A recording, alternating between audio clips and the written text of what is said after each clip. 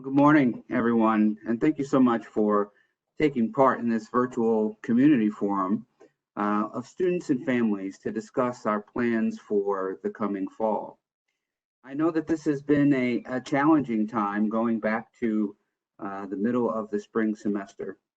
I really appreciate you all, your patience and your interest. I know for some it is early in the morning. For others, it's the middle of the day, and some it's quite late in the evening.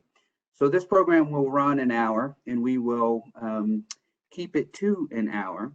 We have received a number of questions from you all, and we're going to try to do our best to shape our responses around some of the most commonly asked questions. I'm very pleased this morning to be joined with President Spinelli, Caitlin Capozzi, who is our Associate Dean of Students for Student Life, Lauren Ramito, who is our Senior Director for International Education, and Tracy Reza, who is our Assistant Dean of the Undergraduate School. So I think you'll get a nice cross-section of perspectives. Our goal today is to share some of our initial decisions regarding our status for the fall and to bring some shape and definition to many of the complex decision factors that we and several members of this campus community have been working on furiously over the last few months. This is a preview. Some of our decisions have been finalized, and some we are collecting a final bit of feedback from our students and families, and also a range of experts as well. And so with that, let me turn it over to President Spinelli. And I get asked, President Spinelli, and I know you do as well, what are Babson's plans for the fall? So if you could kick us off and summarize, how is the college preparing to tackle this fall? Thank you, Dean Ward. Babson's plan is to be the entrepreneurial organization we teach our students to be, and to be the entrepreneurial leaders we teach our students to be. This is an incredibly dynamic situation, and it's very fluid. And I want to reflect on the decision to close the campus and convert to an all online environment. We were one of the first colleges in the state to do that. And virtually, and I think all colleges across the nation eventually made that decision. But by being quick and looking at the variables and making a decision and being decisive, I know we saved infections. We've had 2 people infected in our community, and both are fully recovered. And I'm proud of that, understanding that from the very first day, our objective was the health and safety of the community and the academic continuity of our students. And I know a lot of you, it was hard on a lot of you, and the flexibility that you showed and the intensity and entrepreneurial spirit was impressive and continues to be impressive. We are a living case of entrepreneurial leadership now. This isn't something unique to Babson. It's a global situation. You are the class that is reflective of the World War II class or the Great Depression class. It is a global phenomenon, how we react, and this starts to shape our character and our ability, I think, for the rest of your professional lives. So I think this is an important moment in the history of the college, an important moment in your lives. I'm proud to say that we have always been open. We will always remain open. I've said it, I think every 2 weeks for the last, since May 9th, since March 9th. And I will continue to say that your academic continuity and your branding is important. You're going to get a Babson degree that is worth maybe even more. I'm really proud of the way in which we have converted the face-to-face classes to online classes. We had 76 events in our centers and institutes that were converted to virtual events and enhanced in a lot of ways. Some of that capability and technological enhancement of the learning will persist maybe forever and has become a core competency of this organization. In the fall, our plan at the moment, and I'm feeling good about it, is to have you back.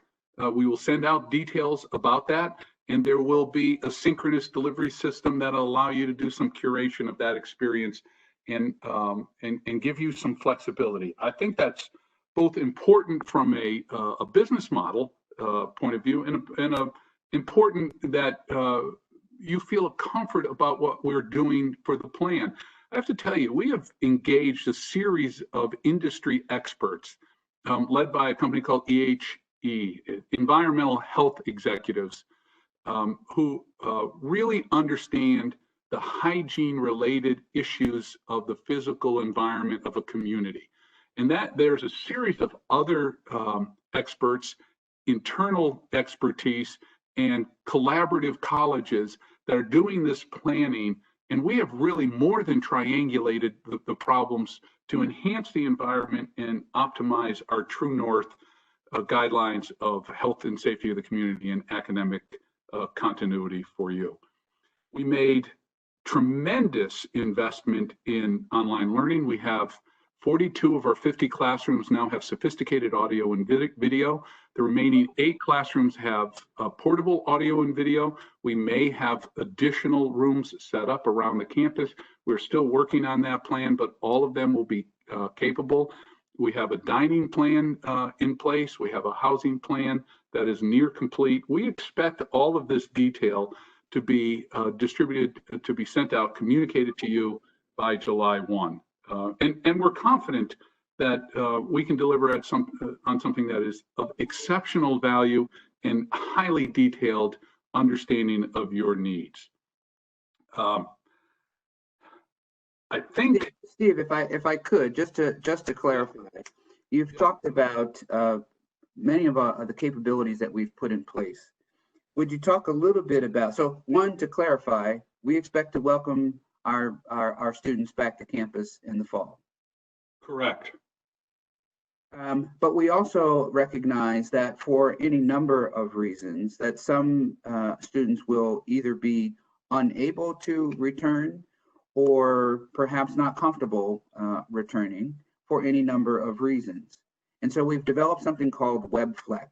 And I think a part of what you've begun to describe is that WebFlex model that provides us multiple flexibility. Would you just give a little bit of background on the approach that WebFlex provides? Yeah, thank you. Having a flexible delivery system is important from a lot of perspectives.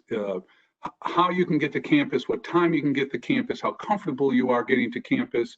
Well, you can curate that experience yourself. You can join the class from the first class. You can do it virtually. And then when you get to campus, you can join physically. Or if some circumstances required, you would leave the physical class and be in the virtual class. So you have a much more flexible system to drive the learning model. And I believe there are both learning advantages, frankly, that's a long discussion, and health advantages to that. Again, nailing our 2 guiding principles. Great. Would you talk a little bit about where you think the faculty are? I know that there is an extensive training effort that's going on right now as the faculty prepare for this WebFlex. Could you give us your sense of how the faculty are planning and preparing for this fall? Yeah, near heroic effort, frankly, and there's some faculty have stepped up at incredible levels, but all the faculty have really committed themselves to enhancing the learning experience and enhancing their skills. Listen, when we made that conversion, there was a lot of rough spots in that. We need to be transparent about this, but everybody jumped in. Now we're saying, okay, we're going to enhance. We've learned a ton, and a significant portion of our classes were delivered with a higher student satisfaction. What did we learn on that about that? And we really tracked that kind of learning, developed training programs, and committed a significant part of the budget and faculty time to a training regimen that has been designed from expertise and then the specific instances that we had in the classroom over the end of the term and in the summer to enhance the learning and do badging of faculty. And the faculty have committed 15% of their time just for training. And virtually every faculty, it was a voluntary program. Every faculty member, I don't think it's virtually, every faculty member has been a part of the training to enhance their online teaching capabilities. Great. We received quite a few questions about, given the various different modalities, whether in person or online or WebFlex, is there a cost differential? What can students and families expect vis-a-vis tuition given our plans for the fall? Yeah, I think the quality of the education, we believe that it'll be a Babson quality education, and the credentialing of a Babson degree is important in the marketplace. And I think it'll be even more important as we get into a post-COVID world where entrepreneurial skills are an essential component of a leader's role in any organization. Whatever we think was happening in management education and in higher education has been accelerated by 5 or 10 years because of this crisis. And we are finding that the things that we're teaching are exactly what the companies are looking to have. So we believe that the value of your degree will even be greater.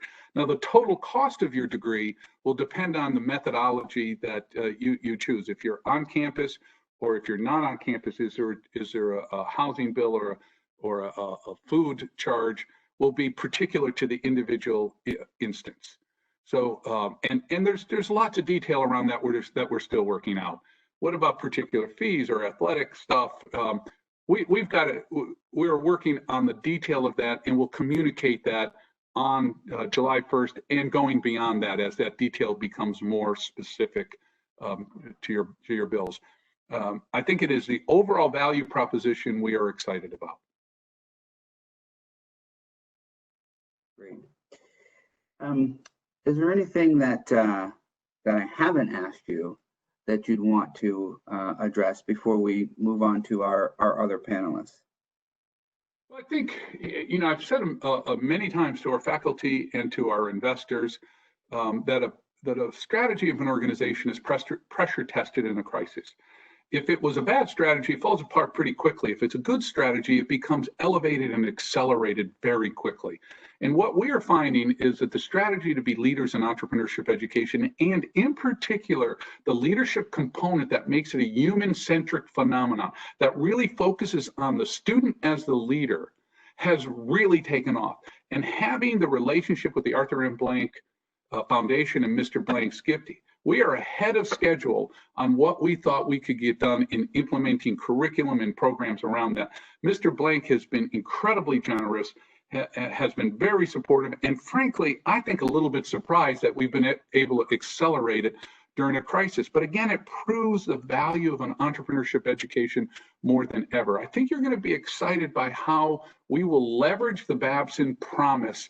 And that means the Babson brand will grow over this next year. And I think students will be a part of that growth and will become the kind of noted class that happens about once every 50 or 100 years.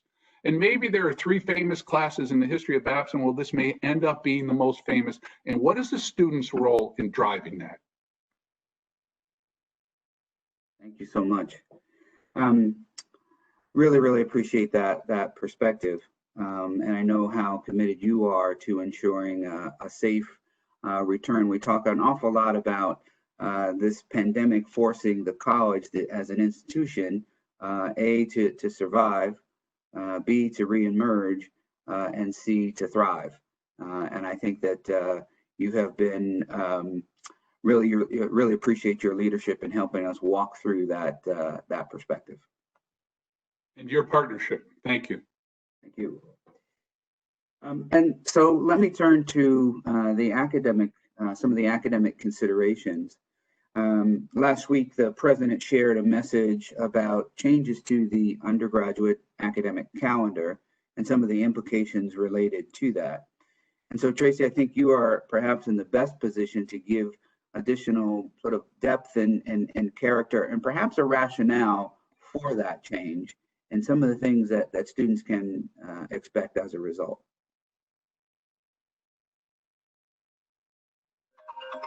I am happy to. Thank you, Larry, and good morning, students and families. It's very good to be here with you today and to share additional details about some of the changes you have learned are coming this fall. As you know, we have made important changes to the fall academic calendar, Given the priority of health and safety for our community, our adjustments to the fall were purposeful to eliminate long weekends as well as the week-long Thanksgiving break. So we will be starting classes a week early, holding classes on the 2 fall holidays, and ending our in-person classes by Thursday, November 19th. We will have virtual reading days, which will essentially allow you time to pack up and move out of your room for the semester, and we will have a week of virtual final exams.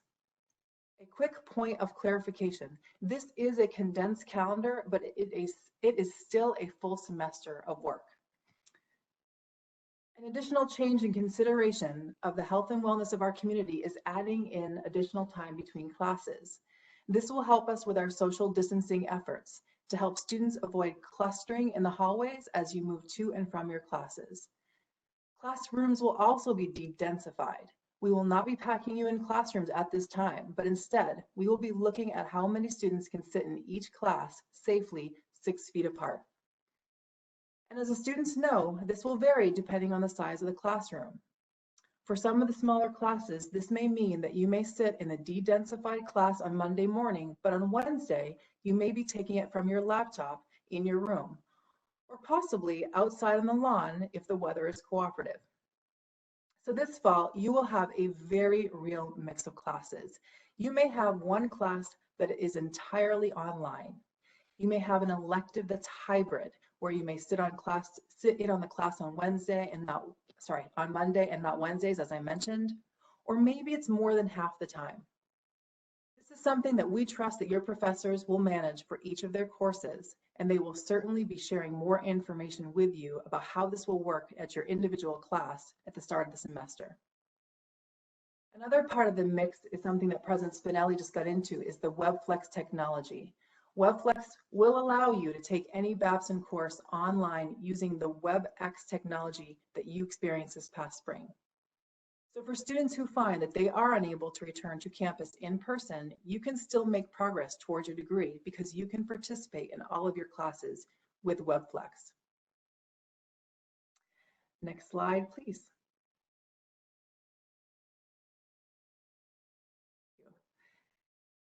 So as I mentioned, we will be spreading out classes, and there will now be 30 minutes in between your classes.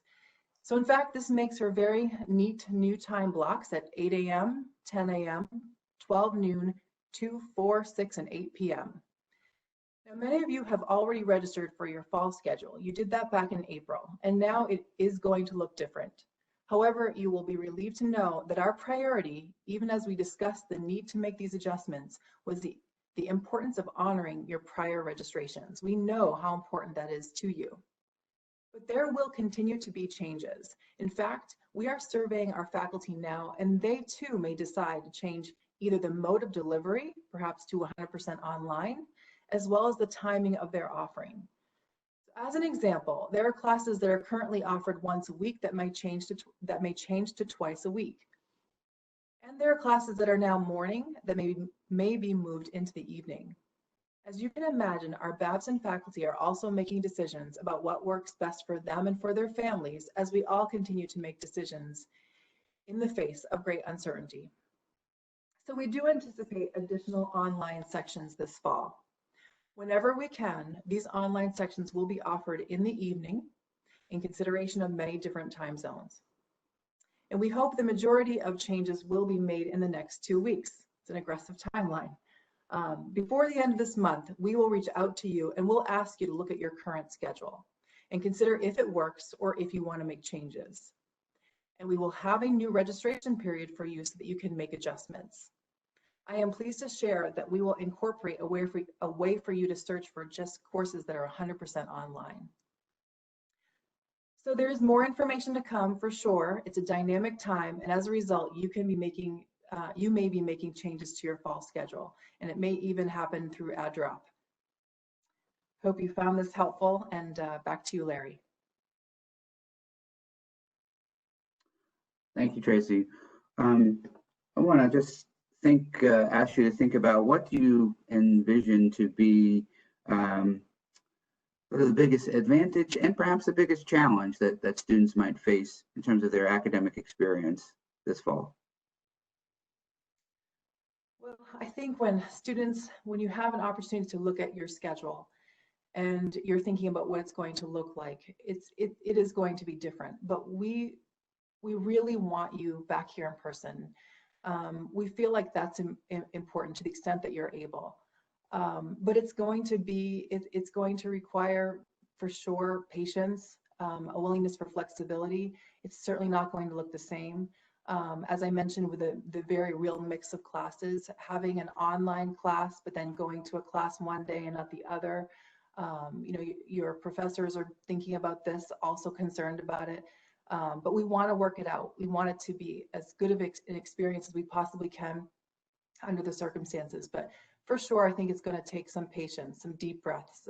It's going to be quite a journey for all of us.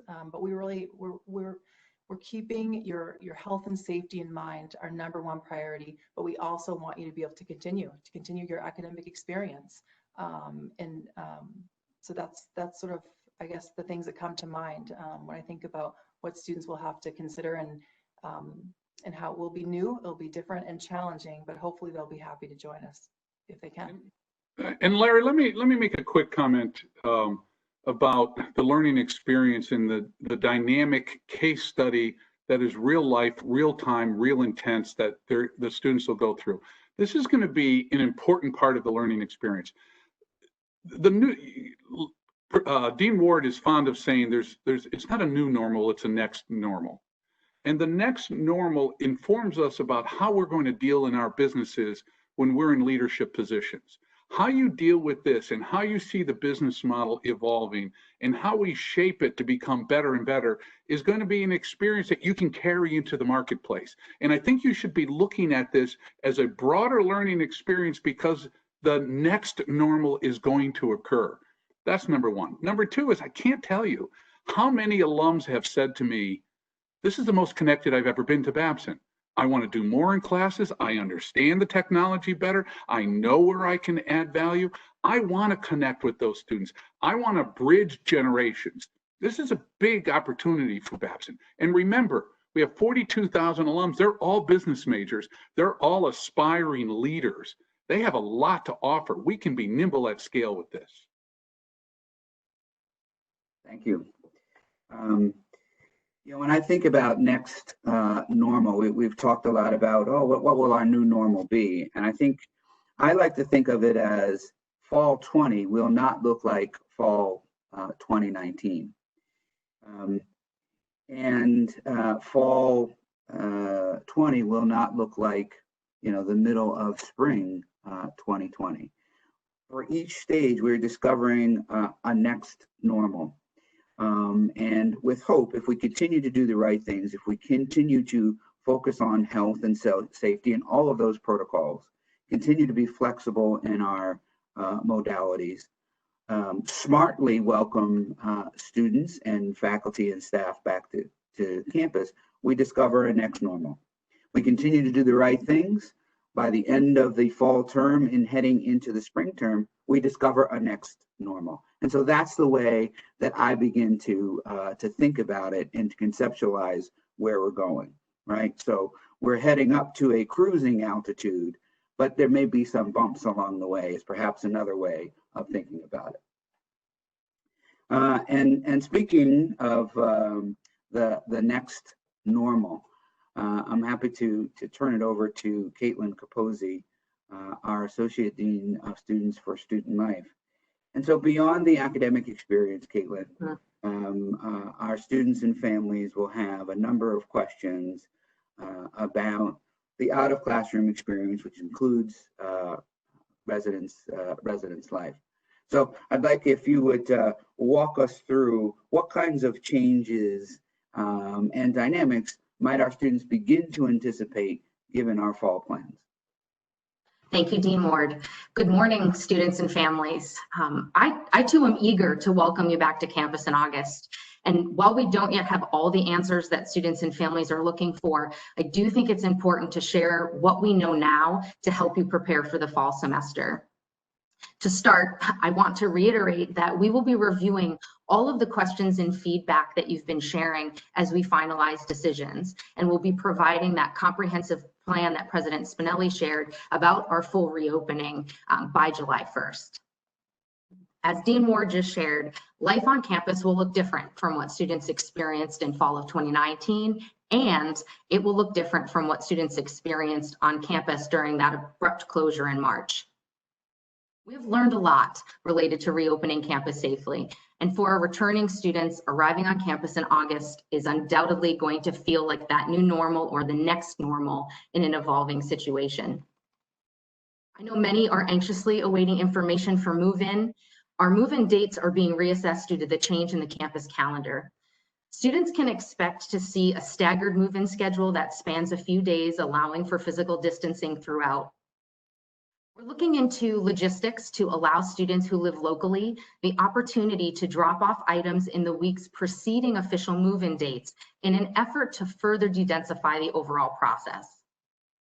I know that many of you do not live within driving distance of campus, and you are faced with travel restrictions, financial challenges, and rigid travel times.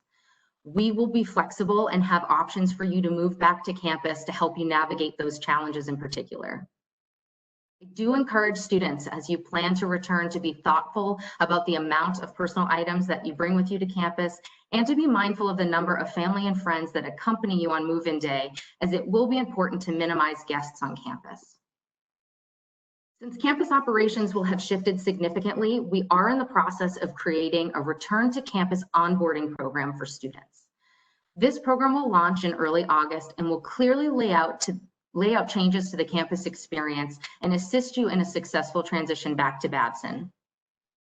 As shared, we've began working with a nationally recognized industrial hygiene consulting firm earlier this summer.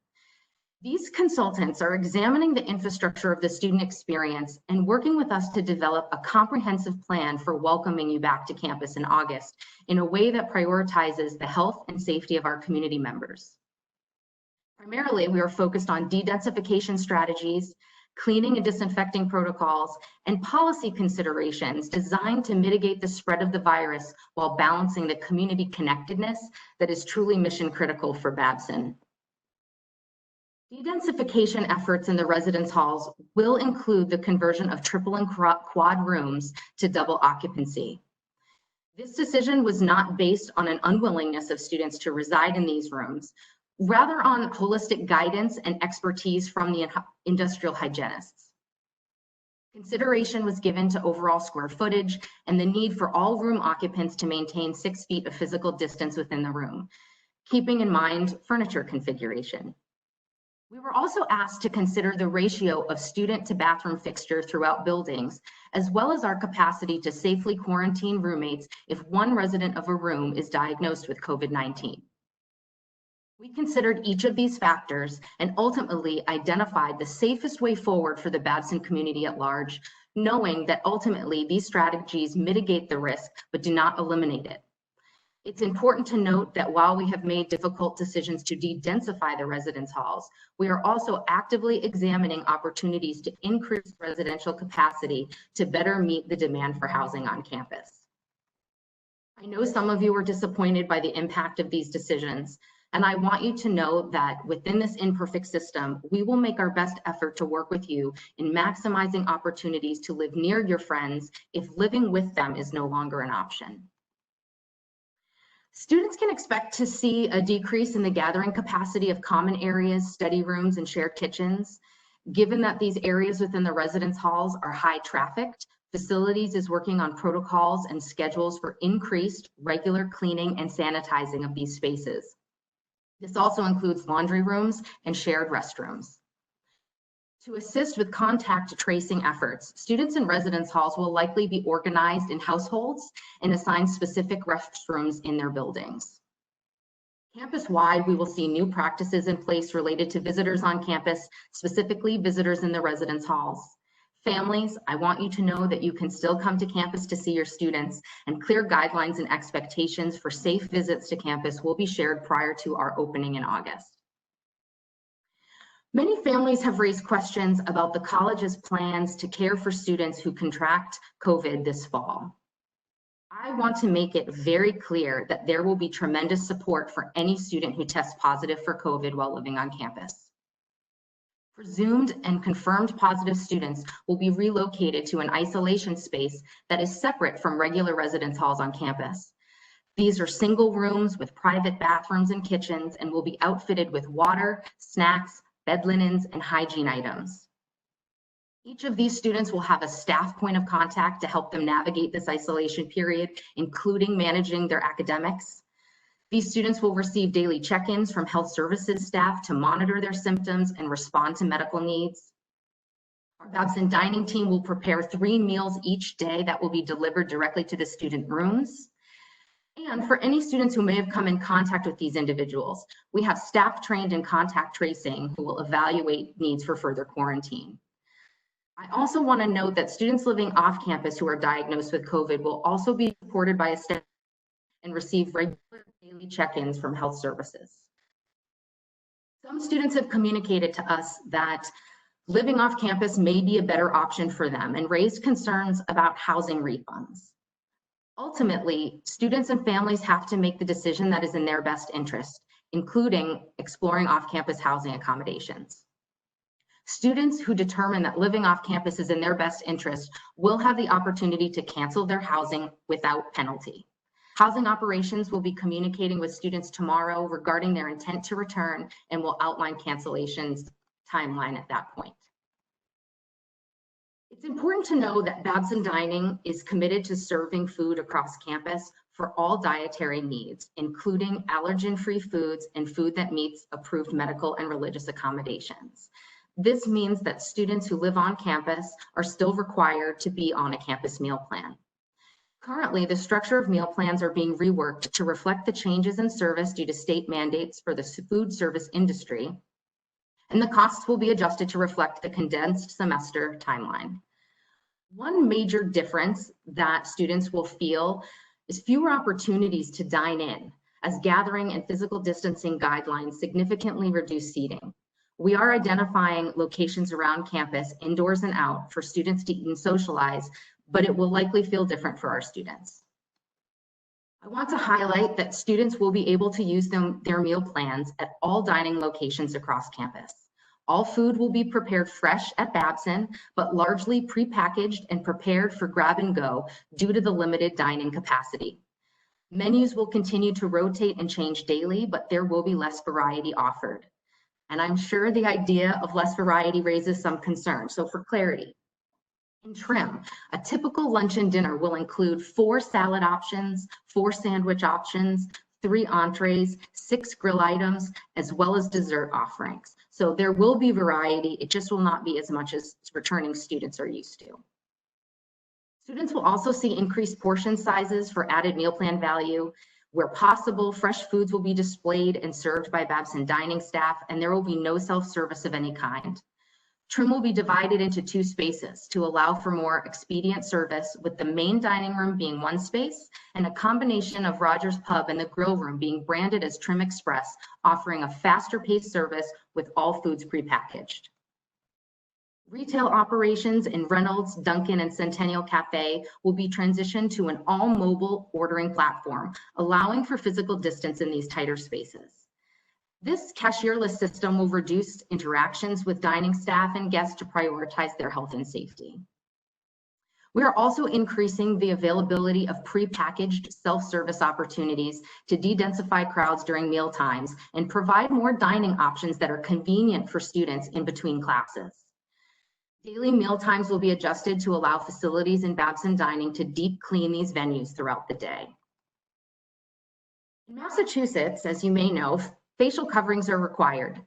All students will be provided with 2 cloth reusable masks upon their arrival to campus and will be expected to wear a facial covering in all public settings. There will be clear expectations shared for physical distancing and in-person gatherings, and it will be extremely important for all community members to observe these guidelines. Prior to students arriving on campus in August, a robust outline of these new campus expectations and policies will be shared, and importantly, will be coupled with helpful guidance, informing students how they can socialize and gather safely while on campus. Our staff and community standards and residence education are engaging with student leaders now to review and plan for communication of these campus expectations and policies. We really want to ensure that we're balancing health and safety needs with the needs of the student experience.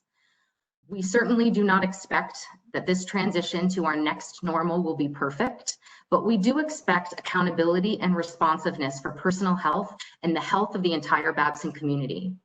It is important to note that non-compliance with health and safety expectations and policies will not be tolerated for any community member.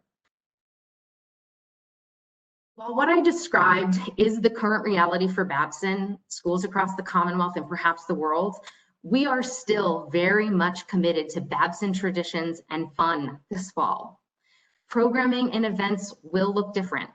Gatherings will be more intimate. Event catering will be prepackaged, and outdoor locations will be utilized more frequently. And we will have an org fair, we will host Founders Day, and we will find opportunities to celebrate our seniors. Despite the challenges that come with the next normal, I look forward to welcome you back safely to campus so that we can be together as a community. I encourage you to complete the survey that you received earlier this week in an email sent by Dean Ward so that we have the opportunity to consider all stakeholders throughout this decision-making process. Throughout my 9 years at Babson, we have always strived to remain a high-touch institution that demonstrates great care for our students.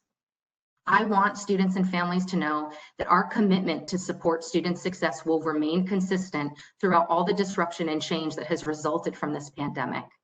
Larry, thank you very much for this opportunity to share this preview into the fall experience. Thank you, Caitlin. I want to just pick up on maybe one or two things. Absolutely. One is, what is our ability to adapt and be flexible? Say for our dining plan, you described how we come out of the gate, how we begin the fall, but are there levels or phases that we can switch to depending on guidance from the state, CDC guidance, or the general path of the pandemic or the virus? That's absolutely part of our strategy. Our team in Babson Dining has worked through 3 different scenarios, anticipating that as Massachusetts reopens through phases and guidance and mandates change for the food service industry, that we will be able to be nimble and alter the student experience as we are able. That is absolutely our desire, to identify the opportunities to get to even that next normal and hopefully the next normal, so that students start to really feel a return to the Babson that they knew. It may be slow and require us to be patient, but absolutely that is the plan. Great. One of the things I think is really important for us all to really appreciate is that these plans are not designed simply to bring us back together. They're really designed to keep us together throughout the course of the academic year. We want to avoid the massive disruption that we had last spring. And that requires some sacrifices that each of us have to make, not the least of which is our students and families. But those sacrifices are designed for us to get, as I said earlier, to that more comfortable cruising altitude, right? And so I know that for everyone who nods and says, yeah, that sounds really good, there's perhaps a couple other people who'll be like, I don't think I like that, and is all of that necessary? We are trying to balance a complex set of factors. And I might ask President Spinelli to jump in here and just talk about what you said are our guiding principles, particularly around academic continuity, health, safety, and wellness. If you just maybe jump in, and because I think you've been very clear about those guidelines for us as a community. Yeah, from the very first day, we articulated how we had to monitor and manage the process so that we could understand the risks, first to health and safety, and second to academic continuity, and to blend those and make our decisions based on those very dynamic variables. That has created, I think, and organizational capability and understanding, and frankly, a culture of collaboration with a series of task forces. Caitlin doing an amazing job. The people on this panel all have very specific responsibilities around that give us a greater level of comfort that we can maintain the student health and safety and credential you at the very highest level. I don't want to just deliver a good education. I want to use this experience to elevate the academic experience and to really deliver a more enhanced value. This team has come together dynamically around that. And I think we can, it's going to be challenging, but I think this is a big opportunity for Babson to really thrive and for you as learners to really thrive. Thank you, President Spinelli. I want to shift one more time and bring Lorian into the conversation, who leads our Glavin office. So much of what we have discussed and talked about is contingent on students being here and perspective changes and dynamics, etc. One of the things that makes Babson an absolutely special, unique, and frankly a beautiful community is a number of international students who make their way here and enhance who we are as a community. And I think there are some special challenges for international students. So I wonder if you might begin to speak to a couple of those topics that you believe are unique to our international student population. Absolutely. Thank you so much, Larry. Yes, I'm sure for our international students, you have travel and your immigration status on your minds. I don't blame you. From a survey that we conducted last month, we understand that the vast majority of our international students are outside of the United States, have valid visas, and should be able to return to Wellesley in the fall. As Caitlin mentioned, there will be additional guidance related to arrival and campus move-on that will be provided to all students who are arriving outside of Massachusetts, of course, including our international students. And that will be shared with you in the coming weeks, which will help you in making your plans for travel back to the United States. In terms of immigration status, each international student's circumstance is unique. The International Student and Scholar Services team in the Glavin office are best equipped to respond to your inquiries around visas, travel and reentry, and your immigration status. So I would encourage you to reach out to the ISSS team, and we are working very hard to respond to all of your questions. We will also be doing online forums for our international students in early July to specifically address all of your immigration and travel related questions and concerns. And then for those students who are simply not able to travel back to the United States due to travel bans or visa processing delays, Babson is offering this WebFlex option, which Tracy outlined in great detail, so that our students have the opportunity to continue academically. We've outlined some time zones or some time slots that are conducive to different time zones. And we are confident that our international students will be able to engage with us even if they cannot travel back to the United States.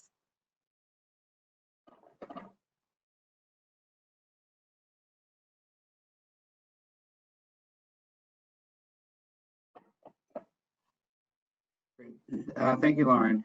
One of the more recent decisions was around study abroad, and we've made some decisions about fall study abroad.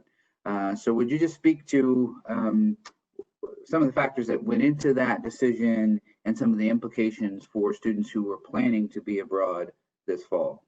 Sure, absolutely. Speaking of cruising altitudes, right, Larry? Yes, I am very sorry. We had to make the very difficult decision to suspend our fall education abroad program. I'm also very sorry for those students whose spring education abroad experience was disrupted due to COVID-19.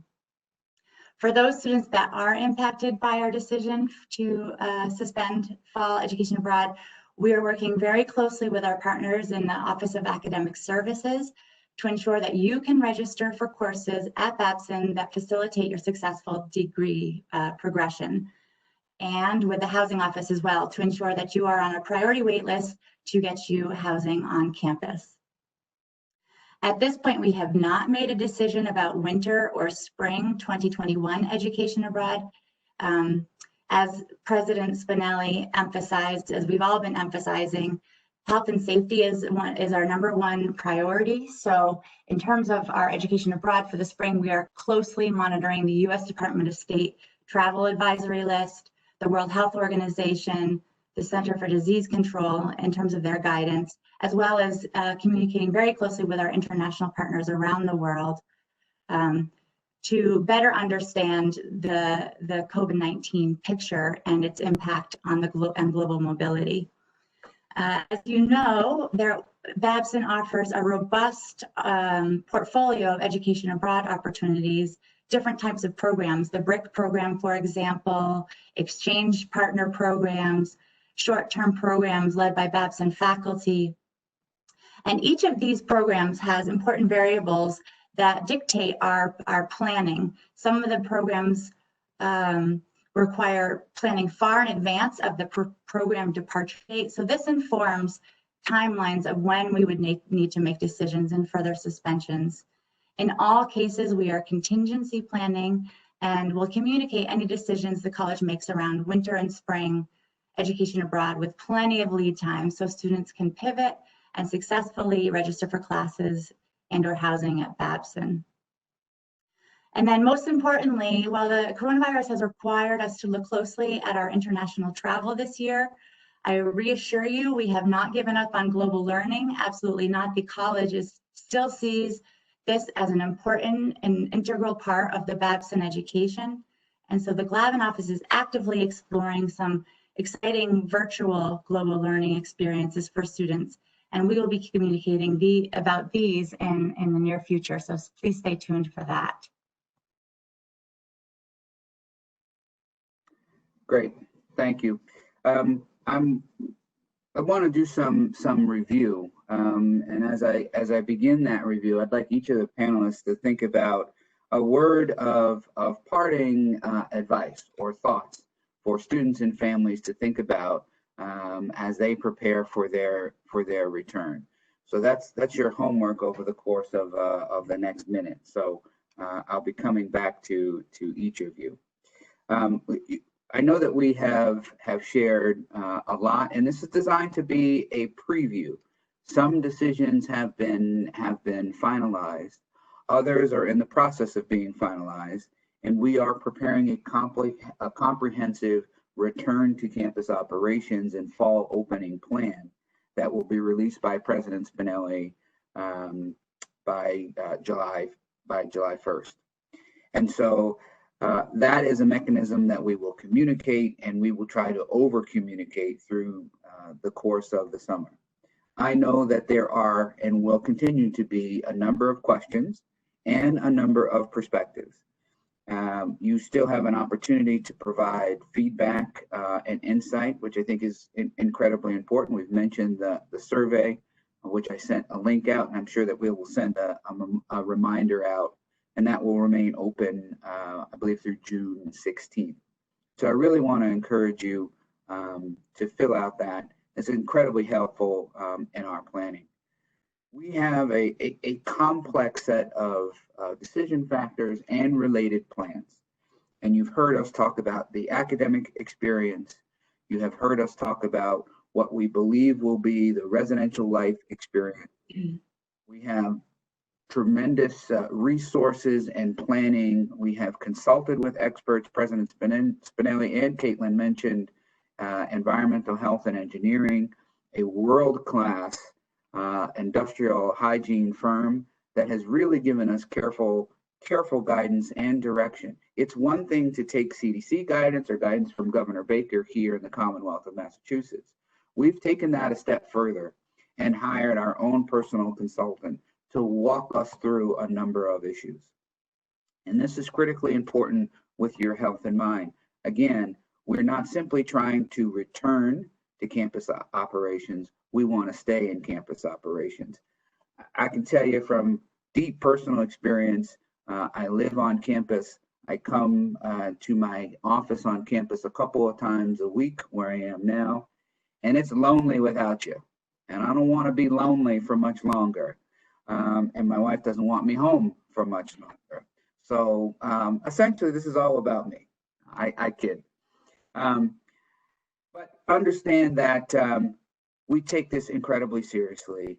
Our faculty and staff are doing, as President Spinelli says, heroic work to have us reemerge. And what we absolutely believe is that we will continue to thrive. And so with that, Caitlin, I'm going to come to you and say, as we wrap up, maybe your piece of advice for returning students and families. I think for those that are coming back to campus, my advice is to have patience and be flexible and faith that we will continue to do right by our students, that we are a place-based institution, but more than that, we're a relationship-based institution, and we want nothing more than for those connections to continue and for students to enjoy Babson. I always joke that I work at a college because I never would have left if they didn't kick me out. And so I want nothing more than for our students to return and enjoy the Babson experience the way that it's designed at this time. Great. Tracy?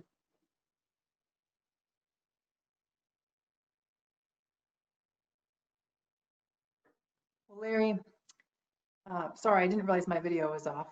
I thought you said one word, and so I came up with 3 words in case I was last. But this is a little cheesy, but I thought about things like community, and you just mentioned that.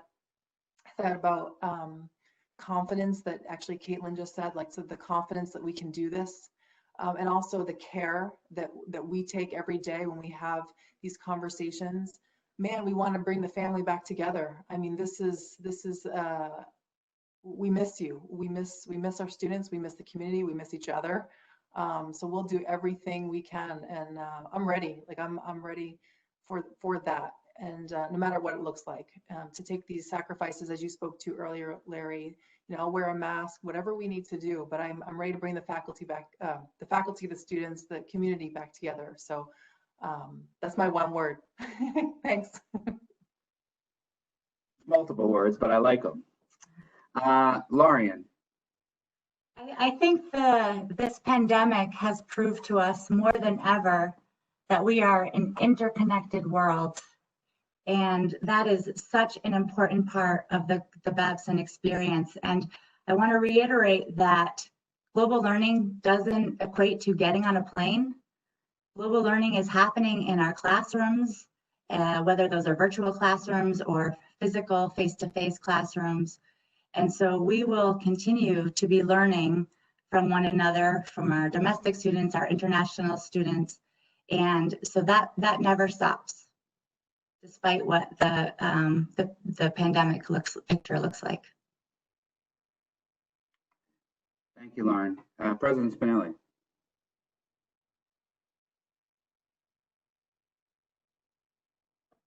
This is the best student life team I've ever worked with. They are absolutely tirelessly committed to Babson College and to our students. And that's in public meetings and private meetings. They are relentless supporters of the student learner. That's number one. Number two is entrepreneurial leadership is a muscle, and you have to exercise it. Sometimes it's painful, and sometimes you even pull a muscle, but you got to stay in training. And this is the best training regimen you'll ever have. The combination of this kind of environment in this kind of college is a competitive advantage that will serve you the rest of your life. Thank you. So I really want to thank our panelists for your insights in giving our student and family community a preview of our thoughts and plans. I know that we did not answer every question, and we will continue to answer your questions. Feel free to reach out to us. We are going to try to over-communicate on our plans and to be highly responsive to this. You are our most important asset. And as I say all the time, particularly to our parents and families out there, I greatly appreciate you sharing your most precious assets with us. We do not take it lightly. It is my greatest joy to be involved in this field of education. And I very much look forward to welcoming my students back to campus. And with that, please continue to stay safe. Please continue to reach out to us with questions. And please continue to believe in one Babson, because we certainly do. We will look forward to seeing you all in August. Thank you for joining us.